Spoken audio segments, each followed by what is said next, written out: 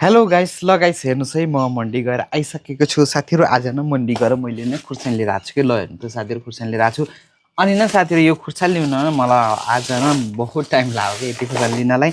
किनकि साथीहरू मैले न पहिला ठुलो मन्डीमा जान्छु कि पहिला त त्यहाँ गएर सोधेँ अनि त्यहाँ हेरेँ खुर्सानी साथीहरू कोही पनि थिएन कि पिरो खाले थिएन कोही पनि थिएन। अनि त्यहाँ छोडेर फेरि म सानो मन्डीमा गएँ क्या, दुईवटा मन्डी छन् कि यहाँ हाम्रोमा। अनि सानो मन्डी गएँ अनि सानो मन्डी जाँदाखेरि अनि यही खुर्सानीलाई न मैले फेरि उहाँ सोधेको त 80 रुपियाँ अरे के। अनि यहाँ 60 रुपियाँ थियो ठुलो मन्डीमा अनि सानो मन्डीमा 80 रुपियाँ। फेरि त्यहाँबाट फर्केर आएर फेरि यता आएर मैले फेरि यता आएर 2 किलो खुर्सानी लिएर आएको छु कि साथीहरू। आज यति घुम्नु पर्यो नि खुर्सानीले मलाई आज गर्दाखेरि। अनि 2 किलो लिएर आएँ। यता फेरि 60 रुपियाँ किलो थियो कि साथीहरू खुर्सानी। यो ल हेर्नुहोस् त यति फरक हुन्छ कि यहाँ सामानको। अनि फेरि आइसकेँ अनि थोडा बहुत अरू सामान लिएर आएको थिएँ। आउँदा फेरि डिजल पनि लिएर आएको थिएँ। ल हेर्नुहोस् मैले जर्किनमा डिजल लिएर आएको छु पुरै।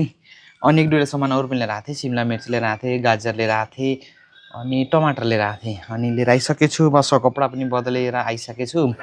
बस अब मन्चुरियनको मसला बनाउँछु। ल हेर्नुहोस् यहाँ प्याज पनि छिल्दै थिएँ कि साथीहरू, त्यो छिलेर बस गएको थिएँ अनि आएर छिल्न लागु।